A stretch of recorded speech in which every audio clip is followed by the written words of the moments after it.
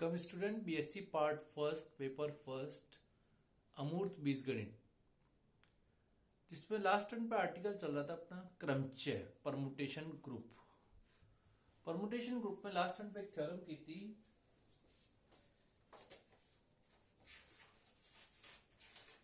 n संकेतों के factorial n क्रमचयों का समुच्चय Pn क्रमचय गुणन संख्या के लिए एक परिमित समूह है।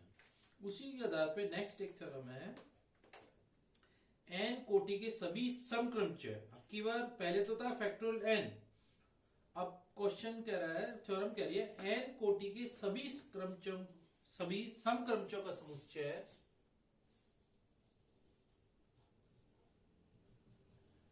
n कोटि के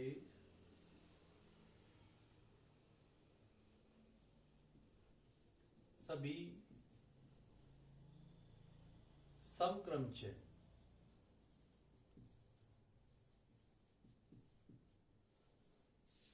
का समुच्चय an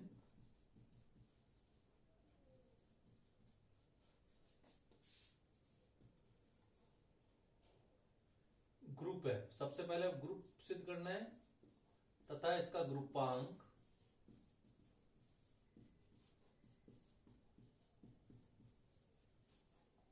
फैक्टोरियल n बाई 2 है और इसको एकांतर ग्रुप अल्टरनेटिव ग्रुप भी कहते हैं। ये अल्टरनेट ग्रुप की डेफिनेशन भी है, एकांतर ग्रुप एक तरह से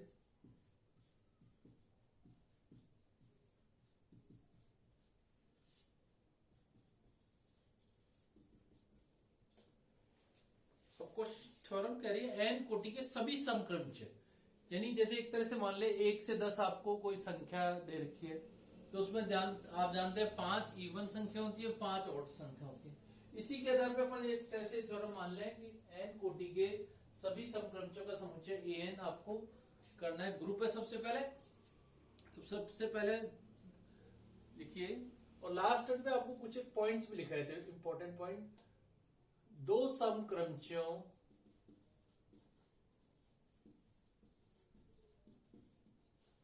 का गुणन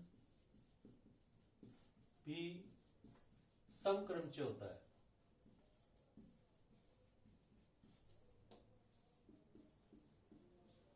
अतः an में गुणन संक्रिया समवृद्ध है।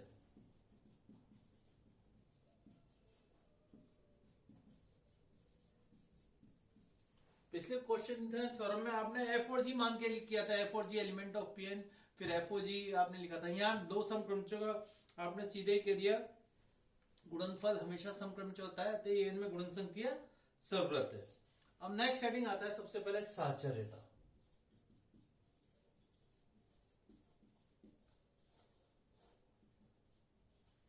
फलनों का संयुक्त फलन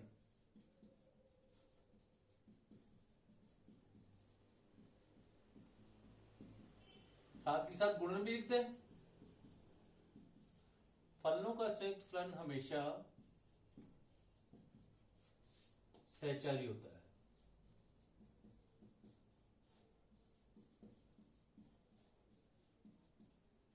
नेक्स्ट आएगा तत्समक का अस्तित्व।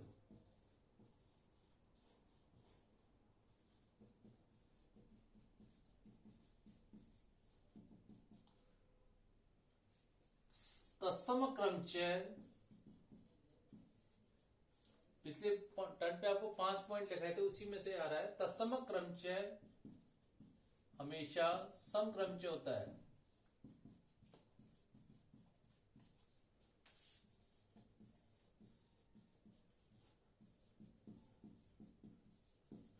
अतः an में तत्सम क्रमचय विद्यमान है। तत्समक अवयव या क्रमचय एक ही बात है, विद्यमान है। नेक्स्ट लीजिए प्रतिलोम का अस्तित्व।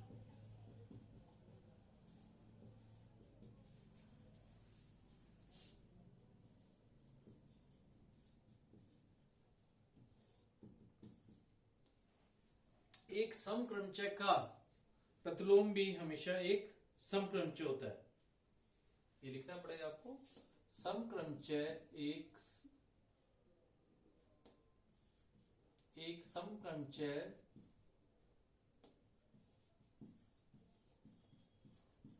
का प्रतिलोम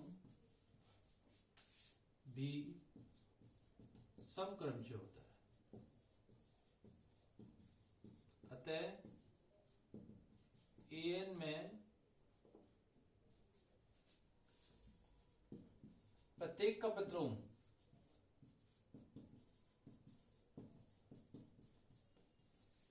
विद्यमान होगा।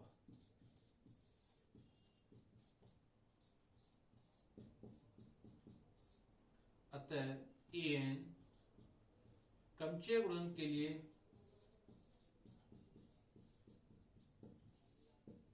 ग्रुप है।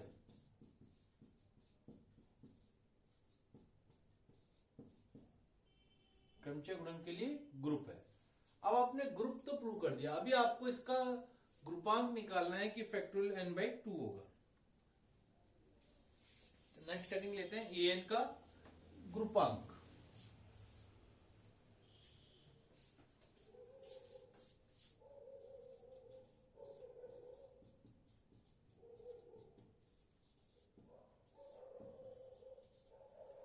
ठीक है, माना समुच्चय Sn, an तो केवल यहां पे आपको केवल इवन संख्याओं को दे रखा है, तो पूरा समुच्चय क्या है Sn।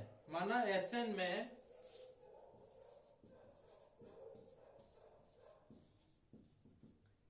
E1 E2 E3 ER EM ले लीजिए, पहले बुक में जैसा बुक में लिखा है वैसे ही लीजिए। EM समक्रमचय है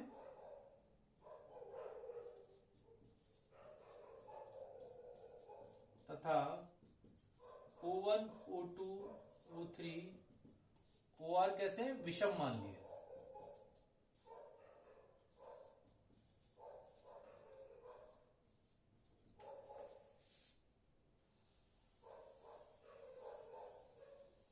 अतः m plus r equal to हो गया फैक्टोरियल n। सबसे पहले तो आपने क्या किया, Sn पूरे सभी क्रमचयों का समुच्चय था, उसमें से E1 से EM मान लिया समय और O1 से OR विषम क्रमचय मान लिया, और m प्लस r का मान फैक्टोरियल n होगा। अब मान लेते कोई एक अल्फा पक्षांतरण है, माना अल्फा एक पक्षांतरण है जो कि कैसा होता है, हमेशा विषम क्रमचय होता है, जो कि सदैव विषम होता है।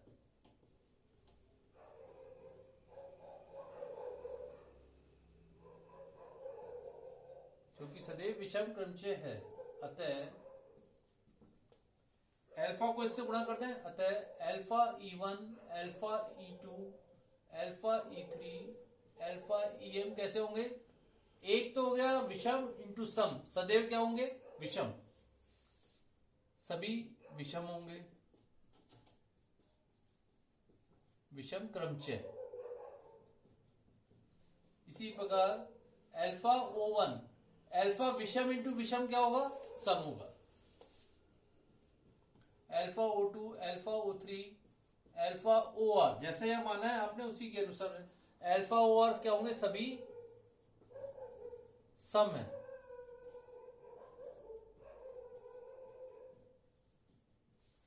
ठीक है, अल्फा E1 अल्फा EM सभी विषम है, अल्फा O1 अल्फा OR सभी समक्रमचय, जो कि तथा alpha EI is not equal to alpha OJ, सम विषम के बराबर नहीं हो सकता, विषम सम के बराबर नहीं हो सकता, क्योंकि सम क्रमचय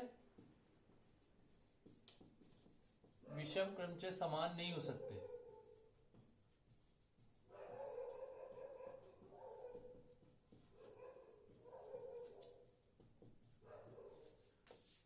एवं alpha E1 alpha E2 alpha EM कैसे क्रमचय, ये भी सभी भिन्न भिन्न है, क्योंकि alpha EI also is not equal to alpha EJ, इसी प्रकार alpha O1, alpha O2, alpha OR कैसे है, सभी भिन्न भिन्न है। Alpha OI also not equal to alpha OJ। अब आपने एक तरह से लिख दिया सम विषम के बराबर नहीं था, और दोनों सम भी बराबर नहीं है और दोनों विषम भी बराबर नहीं है, क्योंकि I is not equal to J। यहां पर क्या क्या कंडीशन है, I दोनों सब अलग अलग ले रखे, परंतु सभी, पहले ये कैसे माने, अल्फा इवन सभी विषम क्रमचय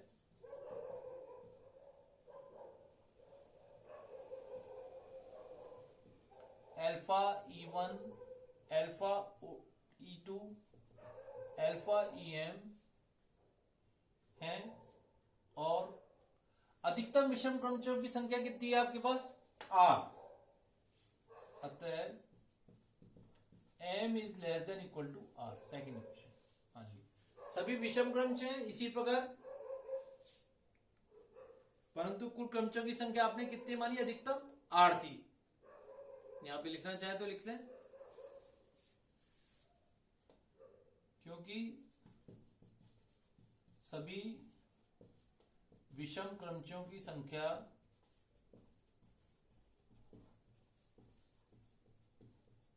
अधिकतम कितनी है, R, इसलिए M is less than equal to R होगा। इसी प्रकार सभी समक्रमचयों की संख्या अल्फा कौन से, O1, alpha O2, alpha OR में अधिकतम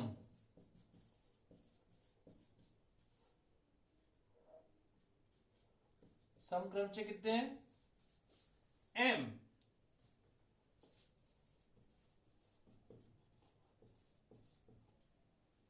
अल्फा O1, अल्फा OR हैं में अधिकतम समक्रमचयों की संख्या, क्योंकि यहां पे क्योंकि हो रहेगा, क्योंकि अधिकतम समक्रमचयों की संख्या कितनी है, M तक है। अतः R is less than equal to M। 2 तथा 3 से आप क्या देख रहे हो, M बराबर R।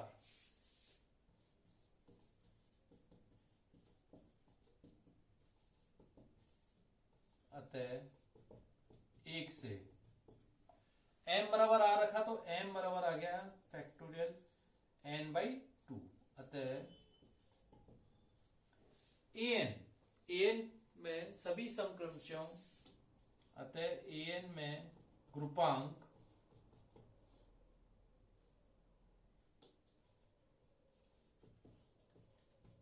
फैक्टोरियल n/2, an का ग्रुपांक फैक्टोरियल n/2 होगा, और इसीलिए इसको एकांतर ग्रुप भी आपको डेफिनेशन के नाम से जाना जाता है। थोड़ी सी थ्योरम लेंदी है, लेकिन तरीके से करेंगे तो आपको कोई दिक्कत नहीं आएगी, ठीक है। तो ये दोनों थ्योरम आपकी इस चैप्टर में इंपॉर्टेंट हैं। आप इसके क्वेश्चन देखिए, जैसे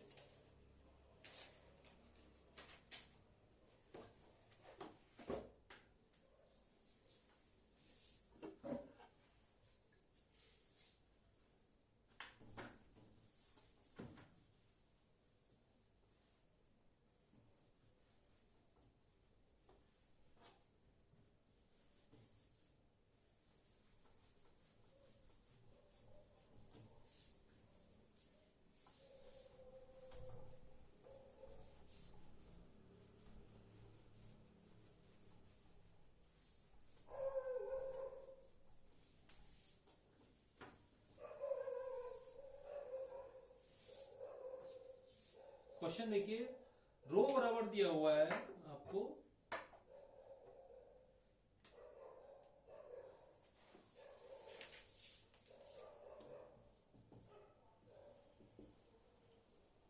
वन 2 3 4 5, और इमेज दे रखे 2 4 5 3 1। इसी प्रकार एक सिग्मा रो पी, ये सॉरी पी दे रखा है आपको, पी और क्यू, रो वाला क्वेश्चन नहीं है, पी दे रखा है और इसी प्रकार क्यू दे रखा है आपको 2 3 4, क्यू एक चक्र के रूप में दे रखा है। तो सबसे पहले आपको प्रूव करना है, तो सिद्ध करो P Q P inverse is equal to है P2 P3 P4।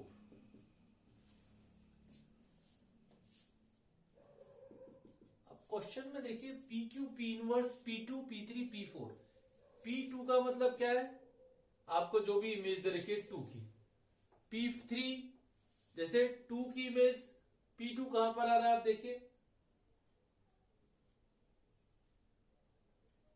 P2 की इमेज क्या है आपके पास देख लो 4, P3 की इमेज है 5, इसी तरह P4 की इमेज है 3। तो आप चाहें तो यहीं पे भी आप लिख सकते हैं P2 की इमेज लिखी 4, 5 और 3, एक तरह से ये सिद्ध करना है, आपको ध्यान रखना है। P3 जैसे देखो P2 क्या है 4, P3 क्या है 5 और नेक्स्ट है, इसको मैं अंडर दूसरे पेन से कर देता हूं आपको, P2 P3 और P4 आपके पास ये वाली है।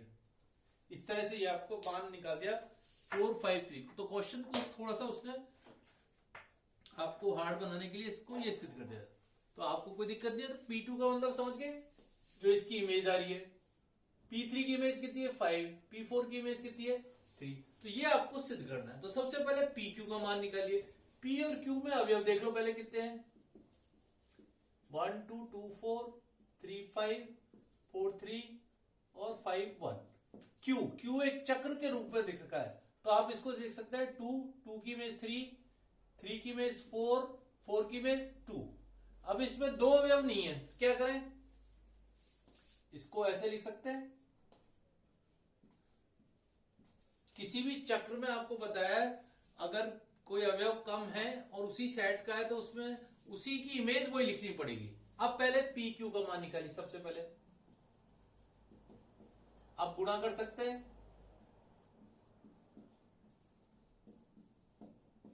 पी और क्यू को ऐसे लिख लिया आपने,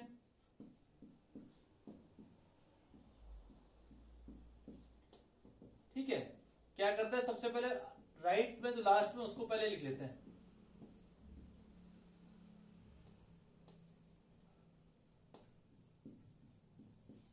अब क्या करना है, नीचे वाली रो को यहां लिखनी है आपको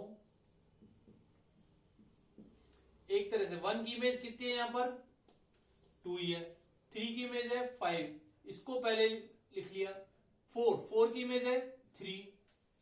तो आपको पता है कॉलम को आप कहीं पे भी लिख सकते हो, 1 की इमेज 2, 3 की इमेज 5, 4 की है 3, 2 की है 4 और 5 की है 1, ठीक है।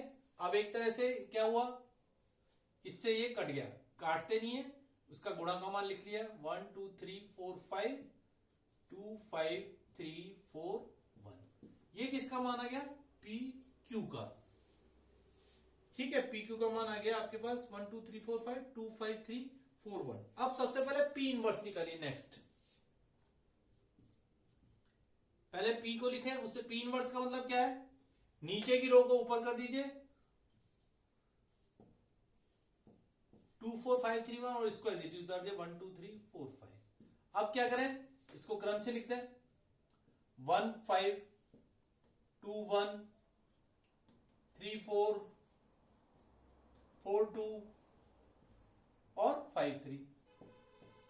तो आपको पता है कॉलम को अपन कहीं पे भी उतार सकते हैं, उसी सेट का बस वो अवयव होना चाहिए। तो पी इनवर्स का मान आ गया डायरेक्ट इस से इस तरह से निकालिए। अब आपको किसको गुणा करना है, इन दोनों को गुणा करना है, P Q P inverse, P Q P inverse. सबसे पहले पी क्यू को गुणा लिख लीजिए, यहाँ पे जो दिया हुआ है, जो आपने अभी निकाला था, और 2 5 3 4 1। ये ध्यान रखना है क्रमचय में बीच में कॉमा नहीं आएगा, थोड़ी स्पेस छोड़ के लिखें, ठीक है। पी इनवर्स का मान यहां से लिख दीजिए 1 2 3 4 5 और ये आ गया 5 1 4 2 3। अब इनका गुणा करने के लिए क्या करें, इसको वैसे ही उतार लें एज इट इज लास्ट वाले को।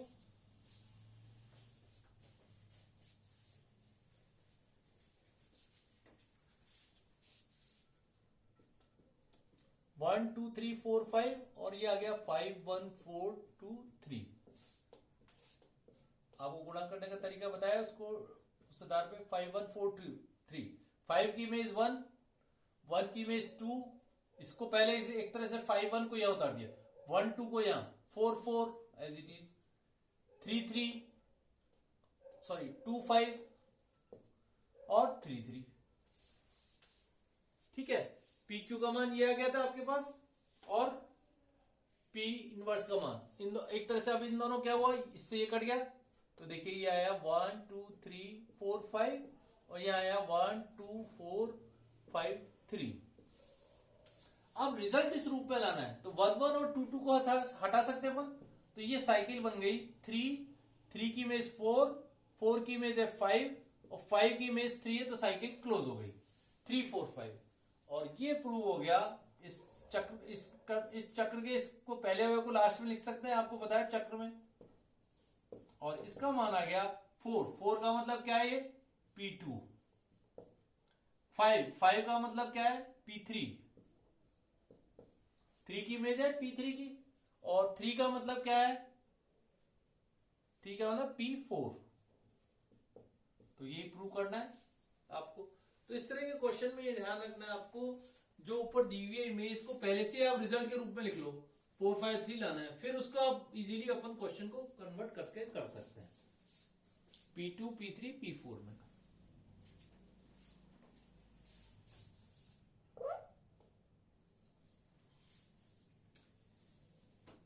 इसी तरह का एक और क्वेश्चन देखिए पहले, जिसमें आपको इसकी कोटि भी निकालनी है और सम और विषम भी निकालना है।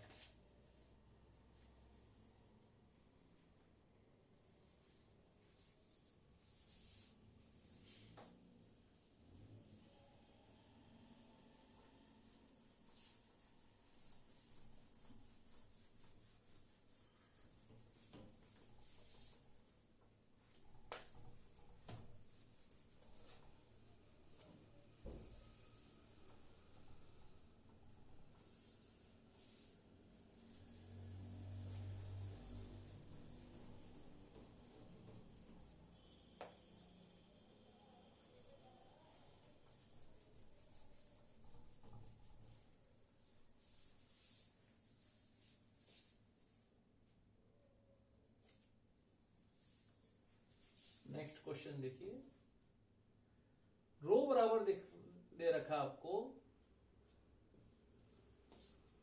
1 2 3 4 5 6 7 8 9 7 8 9 6 4 5 एंड 2 3 1। एक तो ध्यान रखना आपको, किसी भी रो में एलिमेंट रिपीट नहीं हो सकता, ठीक है। इसी प्रकार सिग्मा दे रखा है आपको 1 3 4, एक चक्र के रूप में दे रखा है 5 6, यहां दे रखा है 2 7 8 9। तो सबसे पहले आपको क्या है, रो को ऐसुक चक्रों के गुणनफल के रूप में लिखना है और एक उसका रो की कोटि भी निकालनी है, ठीक है। और एक मान और निकालना है, सिग्मा इनवर्स रो सिग्मा का मान भी निकालना है आपको। इसका मान प्रूव करना है 1 8 4 2 9 7 और 3 5 6, ये सिद्ध करना है। रो की कोटि भी निकालो तथा सम है या विषम इसको भी पहचानिए, ठीक है। सम या विषम पहचानिए। सबसे पहले अपन रो को ही निकाल लेते हैं। रो को क्या करते हैं, उसके गुणनफल के रूप में लिखते हैं। सबसे पहले रो को क्या करें अपन, चक्र के एस युक्त चक्रों के गुणनफल के रूप में रो को लिख लीजिए। ठीक है, रो बराबर दिया हुआ है, देखिए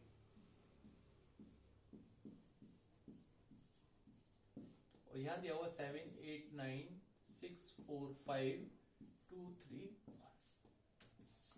पहले 1 से शुरू करो। 1 की इमेज है 7, 7 की इमेज है 2, 2 की इमेज है 8, 3 और 3 की इमेज है 9, 9 की इमेज 1 है, तो ये साइकिल क्लोज हो गई। 1 2 3 8, अब आ गए 4 5 6 रह गए। 4 की इमेज है 6, 6 की इमेज है 5, 5 की इमेज है 4, तो साइकिल 4 की इमेज है 6, 6 की इमेज है 5, 5 की इमेज है 4, तो साइकिल ये भी क्लोज हो गई। तो इस प्रकार सबसे पहले आपने इस एस युक्त चक्रों के गुणनफल के रूप में लिख दिए। सबसे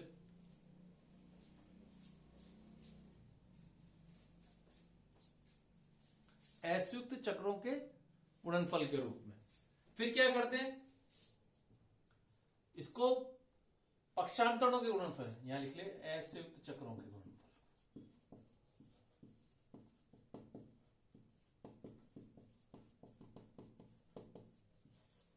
पक्षांतरण 19 13 18 12 17। कैसे निकाला था? 19 13 18 12 17। इसी बार इसको लिखा 4 5 एंड 4 6। कितने हो? 1 2 3 4 5 6 7, 7 पक्षांत। इसका अंदर क्या हुआ? विषम क्रमचय। अब इसकी आपको रो की कोटि भी निकालनी है। रो की कोटि कहां से निकालेंगे? यहां से 1 7 2 8 3 9 और ये आ गया 4 6 5। एस युक्त चक्रों की लंबाइयों का यहां ऊपर डालो रो की कोटि।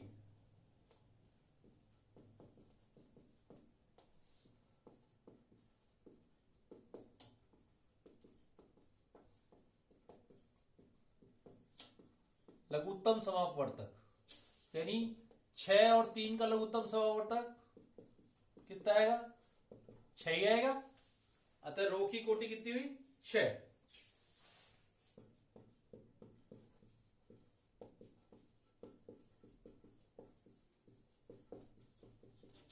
इसी प्रकार अब इसका गुणा निकालना है।